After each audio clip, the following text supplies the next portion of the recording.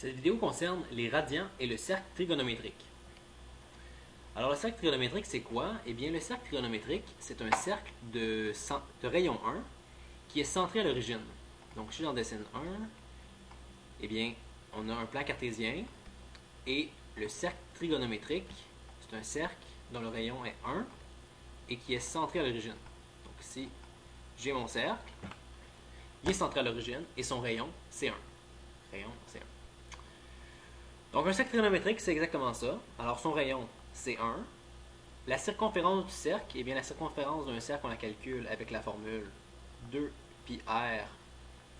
Et ici, le rayon, c'est 1. Donc 2π fois 1, ça donne 2π. Alors la circonférence du cercle, c'est 2π. En sachant ça, on peut trouver quelques points remarquables sur le cercle trigonométrique. On est capable de trouver les coordonnées de 4 points. Les 4 points ici que j'ai dessinés, c'est les points qui touchent aux axes en fait. Alors on a le point 1, 0. On a le point 0, 1. On a le point moins 1, 0. Et on a le point 0, moins 1. Alors c'est les 4 points qu'on connaît parce qu'on sait justement que le rayon du cercle, c'est 1. Donc l'idée du cercle trigonométrique, c'est que ça va nous permettre de définir une autre façon de représenter une ouverture. Donc en fait, il y a une autre sorte d'angle. Vous connaissez déjà l'angle en degrés. Un angle en degrés, c'est toujours un angle mesuré par convention par rapport à l'axe des x dans le sens anti-horaire. Par exemple, si je dis 60 degrés, eh bien je parle de 60 degrés mesurés à partir de l'axe des x dans le sens anti-horaire. Alors ça ici, ce serait 60 degrés. Si on a un angle négatif, comme moins 60 degrés, eh bien ça veut simplement dire qu'on va dans le sens horaire cette fois-ci. Donc c'est le sens contraire de la convention. Alors moins 60 degrés, ce serait à peu près comme ça ici. Mais il existe une autre façon de définir les angles, c'est les radians. Donc les radians, ça correspond à la longueur d'arc sur le cercle trigonométrique, mesurée dans le sens anti-horaire. Donc pour représenter une ouverture, comme ici on a une ouverture de 60 degrés, au lieu d'y aller avec les degrés, on peut y aller avec les radians. Et comme je viens de dire, c'est la mesure de l'arc sur le cercle trigonométrique, ici. Donc en fait, l'arc que je viens de tracer en rouge, ça représenterait la même ouverture, mais on dirait que ça serait en radians.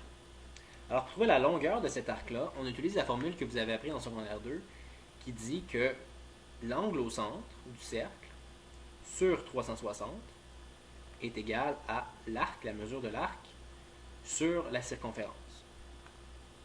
Pourquoi est-ce que c'est vrai cette formule-là? On peut le voir facilement. On dit l'angle ici c'est 60, sur 360, et bien nécessairement c'est égal à l'arc sur la circonférence au complet. On voit c'est visuel, c'est sûr que l'angle au centre sur 360 va être proportionnel et égal à l'arc sur la circonférence. Donc nous on est dans un cercle trigonométrique, l'angle au centre dans l'exemple c'est 60 degrés, sur 360 degrés, un cercle complet, égal à l'arc c'est ce qu'on cherche, sur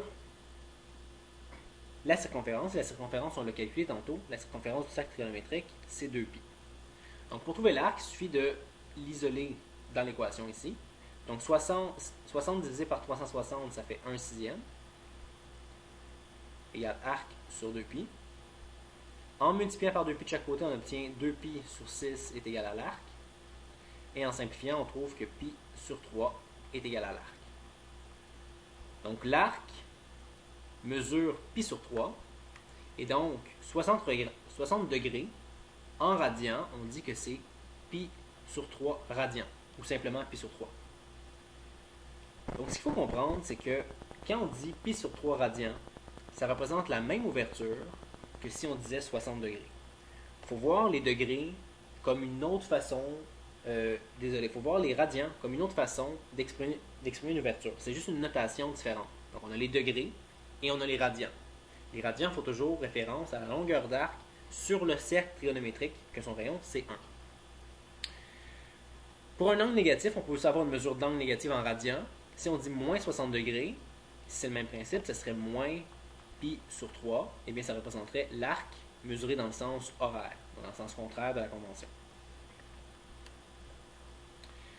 Donc si on se fait cette formule-là, alors on pourrait la changer un petit peu. Au lieu d'écrire arc sur circonférence, on pourrait dire l'arc en fait c'est les radians, donc on va dire radians, Et la circonférence dans le cercle trigonométrique, c'est toujours 2pi. Alors, on peut dire degré sur 360 égale radian sur 2pi.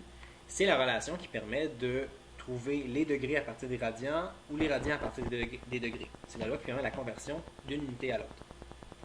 On peut la simplifier un petit peu en multipliant par 2 de chaque côté. Si je multiplie par 2 de chaque côté, le 2 d'en haut s'annule avec le 2 d'en bas. Et à gauche, le 2 d'en haut s'annule avec le 360 qui devient un 180. Et donc, on obtient la formule ici qui est encadrée. Et ça, c'est vraiment la formule que je vais utiliser le plus souvent. C'est la formule simplifiée qui permet de passer de degré à radian. Donc, degré sur 180 égale radian sur pi. Donc, avec cette formule-là, on peut convertir n'importe quel degré en radian. C'est ce que je vais faire avec le premier exemple. On veut savoir 120 degrés en radian. Eh bien, 120 degrés en radian, on suit de prendre la formule, on prend 120 sur 180. J'ai remplacé degrés par 120. Et on cherche les radians. Donc, radian sur pi. Mais premièrement, 120 sur 180, ça donne 2 tiers en divisant par 60 en haut et en bas. Radian sur pi. Et on multiplie par pi de chaque côté. On trouve 2pi sur 3 égale à radian. Donc 2pi sur 3, c'est la mesure en radian, la mesure équivalente à 120 degrés. Alors si je le fais dans le dessin, 120 degrés, mesuré toujours à partir de l'axe des x, c'est approximativement ici. Ça, c'est notre 120 degrés. Et ça, ce que ça veut dire, c'est que la mesure en radian, c'est-à-dire la longueur de l'arc sur le cercle trigonométrique juste ici, que j'ai fait en rouge, ça mesure 2pi sur 3 radians. Donc ça représente la même ouverture. Bon, si je fais le deuxième, on dit 4pi tiers. Eh bien, 4pi tiers, une première façon de faire, c'est remarquer que c'est le double de la réponse qu'on vient juste de trouver. 2pi sur 3 multiplié par 2 donne 4pi sur 3. Donc, si c'est le double, ça va être aussi le double en degrés. Donc, on avait 120 degrés, ça va être 240 degrés. Donc, ça, c'est la méthode un peu plus rapide si on voyait le lien. Sinon, on peut se servir de la formule comme tantôt. Alors, on cherche les degrés cette fois-ci. On a degrés sur 180 égale radian. Radian, on le sait, on a 4pi sur 3 sur pi. Quand on a une division comme ça, quand on divise une fraction par un nombre, eh bien, on a 4pi sur 3 sur pi. C'est comme si on faisait 4pi divisé par 3, après ça, divisé par pi. Donc, ça revient à faire 4pi sur 3pi. Alors, les pi vont s'annuler. On va trouver degrés sur 180 égale 4 tiers. Et on multiplie par 180 de chaque côté. On trouve degrés égale 180 fois 4 tiers nous donne bien 240 degrés. Donc, d'une façon ou l'autre, on peut passer des degrés au radian ou des radians en degrés. Parce que ça représente la même chose et on utilise la loi qui décrit